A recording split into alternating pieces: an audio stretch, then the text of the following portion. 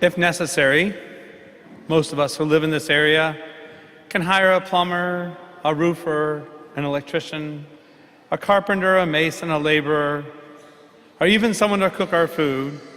And if we can't do that, we certainly have a great supply of restaurants in order to eat. In Webster Springs, even if one has a great deal of money, all these things can still be very difficult. There's hardly any contractors and hardly any place to eat besides the custard stand. But for those that we assist, there just isn't any money. So whether we are here or there, we cannot hire at any price, even for a moment, a body, a heart, our hands, our lips, our eyes, for Christ to live in again.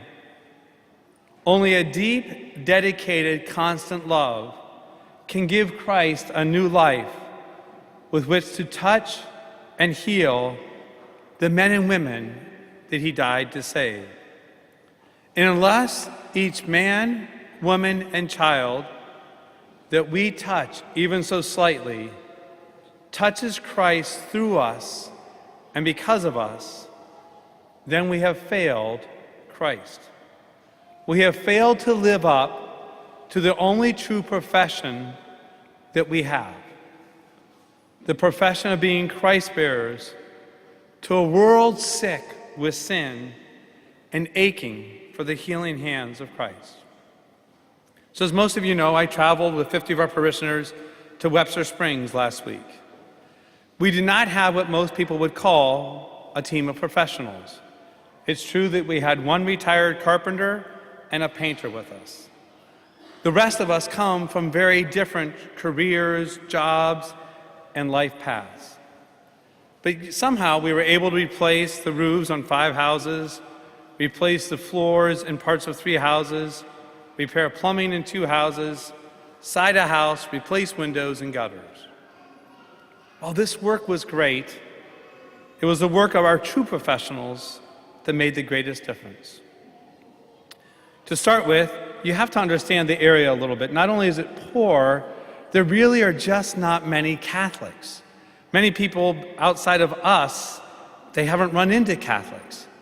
At St. Anne's Parish, if you look at their sheet for those who come to Mass on a Sunday, they average somewhere between 9 and 30 people for all of their Sunday Masses. And it's the entire county that uses it as a parish. So, one mistake I made this year is I put a wrong address for one of the jobs, and the address I gave was on Lost Lane. It was very well named because 2 priests and 7 crews got lost on Lost Lane. They kept coming down, and somehow they didn't hear each other's stories as they got lost on Lost Lane. So Father Grassi got lost on Lost Lane, but was able to safely make it out. The person who succeeded him in Thomas, Father Martin Smay, a young priest, did not fare so well. He went down Lost Lane, got lost, got out of his car to try to get unlost. The people greeted him with some very creative language and then asked him if he was a witch. Father informed them he was not a witch, said, "God bless you," got in his car and got out of there. So if you decide to go to Webster, do not visit Lost Lane. There are many lost on Lost Lane. You should go to other places. What they were looking for was actually Mrs. Hinkle's job, who actually lives on Webster Road, not Lost Lane, and she's 91 years old. It's really incredible. She uses a walker with wheels like the one that's up front here today. But with that, she still mows her own lawn. She has a beautiful garden. She pulls her own weeds. And when bushes get out of line, she whacks them back into shape, all with the help of her walker. Now, what she can't fix is her rotting roof and her rotting floor and her plumbing leaks. So the crew did a beautiful job fixing those leaks, fixing the roof, and replacing the bathroom floor, and left very happy. Until Friday morning, when we got a message that it was once again leaking in the bathroom on the brand new floor that we put in. While the rest of us were preparing to come home, the crew went back to the job site. And something really beautiful happened really instinctively. They walked into the house, and the young lady on the crew, Julia, recognized that Mrs. Hinkle was distraught, anxious, and just worked up. She went over to her, held her hands, comforted her, and started to pray with her. The young gentleman went to fix the leak. What they came to realize is because the house had been on a well and then had been transferred over to city water, there was just too much pressure. So that every time we fixed a piece of plumbing, it was going to cause the next weakest point to burst. So they figured out a way to turn back the pressure for the weekend, and they will help her on Monday work with the city water authority in order to make sure that it doesn't keep happening. So the plumbing will be fixed. But it was really the love that was shown for Mrs. Hinkle in her time of distress that truly made our team professional Christ bearers, not just repairers of home. When they went to leave, she said to them, "Will you please pray with me?" That's what she wanted the most. Our Vacation Bible School team just had a great week of doing all kinds of things, and they happened to visit this cabin, which was our true West Virginia makeover. So I hope you'll be able to see pictures of it. When we started last year, it was really a dump, without any exaggeration, which many would tear down. They put a metal roof on, and this year they covered it with log siding. It looks like a beautiful West Virginia log cabin. The wood's from West Virginia, the metal roofing's from West Virginia, and those who worked on it are from West Virginia. So the Vacation Bible School team came to visit with the homeowner, the resident, and he wasn't there. So they went to the house next door, which the team had talked to, and they met this wonderful woman. Her name is Bobby. So Bobby answered the door, and the conversation started out talking about broken windows, and then I heard after the 8 o'clock mass went from broken windows to Led Zeppelin to Guns N' Roses, and then somehow to a discussion of a broken life, of Bobby's broken life, of the mistakes that she had made and the directions that she had gone. At that point, the team shared about their love of being Catholic. And each one of the people who were there talked about their love of Jesus Christ, the love of their Catholic faith. And then they gave her a Bible, and they asked her if they wanted a Bible with all the books in it. Well, none of them taken out.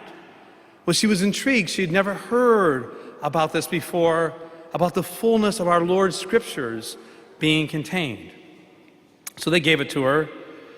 So then later that evening, I got a message from Tina, who works in Catholic Charities.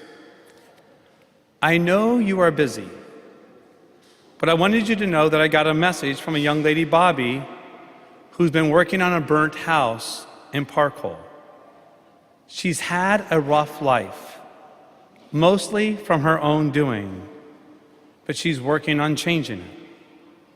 She talked with Bill, Sophia, Danny, and Juliana today and had the best 2 hours of her life.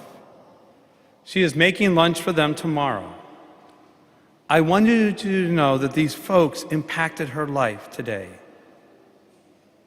That painter and his team did not paint anything on Bobby's house, but they were true Christ bearers, professional Christ bearers of bringing the message of our Catholic faith into her life."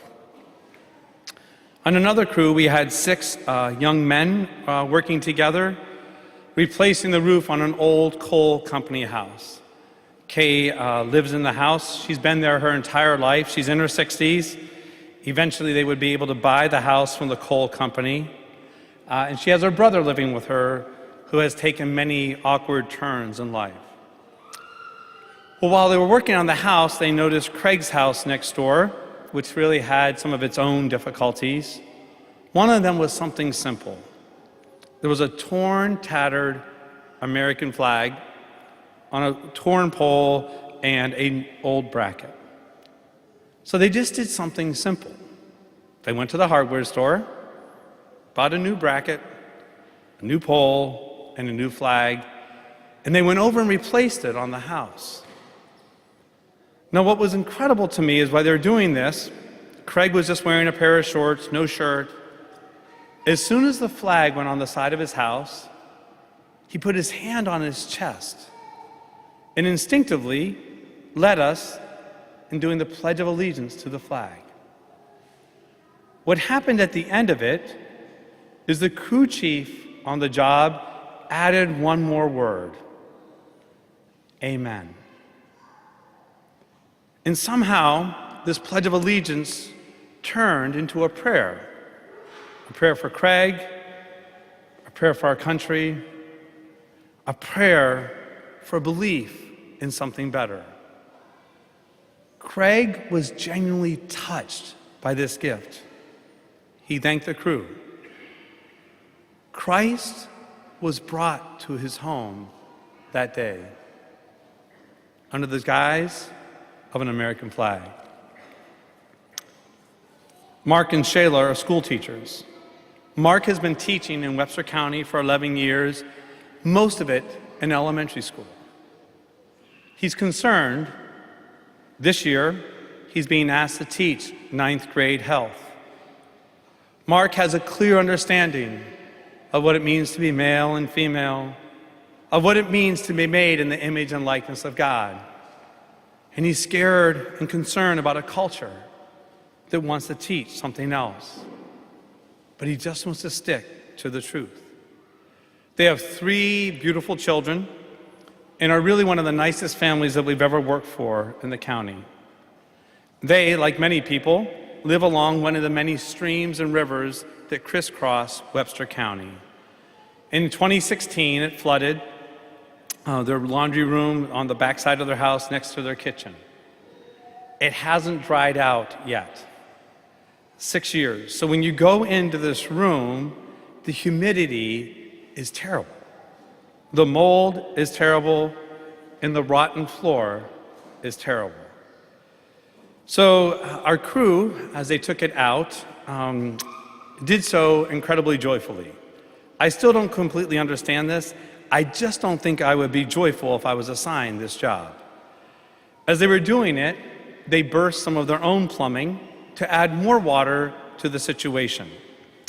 What that did, one lady just smiled, kept bringing buckets. The other lady brought buckets and sang to the crew chief, which kept him somewhat calm. They couldn't find the shutoff valve. About an hour later, they stuck a stick in the pipe until they were able to get a repair done on it. When they finished the week, they put a vapor barrier down, they put treated lumber down for all the joists, and he created an incredibly strong floor. And as we were getting ready to leave the site, Mark said something simple, this young teacher: I just didn't know where to start. He's an educated guy. He'd gotten a great deal on plywood, but he didn't know how to start the project. He didn't know how to begin. But he was blessed because a team showed up and showed him clearly, where do you start? You start with Jesus Christ as your lead, as your guide, and you work from there. None of them are professional builders in any shape or form. But the floor that they installed, really the demolition that they did, I would put up against any contractor that I've ever worked with. Our kitchen crew, as you would have guessed, his job is to feed us. They were also responsible this year for making our t-shirts. So on the t-shirts, in the word Webster, in place of a T, there's a crucifix. Not a cross, but a crucifix. So as they walked to the business next door to Catholic Charities, so just imagine this, if you had your house in your neighborhood and it's normally a quiet house, but then every year your neighbors bring in 50 of their closest friends to live there for the week. You can understand how some may find that annoying, to struggle with 50 people and their cars and their noise and what we consider to be fun. So they're generous. They actually own the parking lot that we do most of our things in. They own the warehouse where we store our materials. And so part of my job is to keep good community relations with this business, which typically means me apologizing throughout the week for things that may have been just a little off. So our team walked in with their shirts on, and the woman who was there said, "Those are beautiful. Those are beautiful." So they did a very simple thing. They saw her size, they went back, and they brought her one, so that she too could have Jesus Christ in the crucifix on her chest. When I went to check with her before we left to make sure I had made peace, she said something that she's never said before. "We love you guys. We love your crew. Thank you." And she had tears in her eyes. And it struck me, why didn't I think to give her a crucifix years ago? Maybe it would have made all the difference. The kitchen crew took Christ crucified to our neighbor. The other thing that happened is this addition that they recognized that they were there not just to feed our bodies, that they too were there to feed souls. One of the members of that kitchen crew isn't Catholic. On Thursday night, he had already been discerning going to RCA to understand the Catholic faith better, but he said, "This is the faith I want to live. I want to become Catholic." As we read this day about Mary and Martha in the scriptures, we hear very clearly that Mary chose the better part. That is true. And we hear those words so often from Jesus, "Martha, Martha." Many of us hear those words spoken to us at times. But just in case you have forgotten, if you look up here about the middle of the wall, there's a mosaic of a friend of mine. Her name, Saint Martha. I want to be clear, Martha makes it to heaven. So while she's a little off this day with Jesus, she makes it. You see, Mary chose the better part. But I want to return to that statement from Mark, the school teacher. I just don't know where to start. What Mary shows us is that you start at the foot of Jesus Christ. Before we left last week, we gathered at the 8 o'clock Mass. Those who could received the Eucharist, and Father gave us a blessing. We started with Mass. We had Mass every day. I don't think most of us can comprehend that, so I want to share a story that illustrates the difference that that makes. On Monday afternoon, as I was driving, making deliveries, I did something which has never happened to me before. I'm driving down these back roads, and I come across two nuns who pass me. And I'm on the phone with one of the crews, and I'm like, "Oh my, I just passed two nuns." The young lady says, "That's impossible. You can't be passing two nuns. We're in Webster County. We've never seen nuns in Webster County." I'm telling you, I'm driving down the road, there's two nuns driving around with habits. Well, we have Mass that evening. Father drove down so that we would have Mass, so we could be fed with the Eucharist. These nuns show up at Mass. So Father leans over to me, "Do you know what they're doing here?" "I don't know. I have no idea." So Father starts the Mass welcoming them and saying, "We don't know why you're here, but great." It was an incredible example. They were actually here to do some other missionary work in our state this week at another camp, and there was no Mass. So they were at least an hour away from where they were staying, just looking for Mass so they could receive the Eucharist. They happened to run into one of our crews in Webster Springs who said, "Do you know where we can find Mass?" And they said, "You can join us this evening." Our crew chose to witness Christ even to these nuns, to welcome them. What else happened is our priests came to our job sites to hear our confessions. Now, there's a young woman who I know pretty well. I'm not quite sure what she could have possibly done, but for the first time in her life, she went to confession twice in 1 week. Why? The priest was there. And she recognized this incredible opportunity to receive our Lord's grace, to be as pure as possible, to be able to bring Christ to others. It was so uplifting to hear a young woman talk about the sacramental gift of confession. And why would anyone pass it up? We prayed morning and evening prayer together every day. We prayed the rosary on our job sites. You see, we chose to be like Mary, to be at the foot of Christ. But we also chose to be like Martha and to serve those in need. So while we lacked what the world would see as professionals, we were greatly lacking in that area.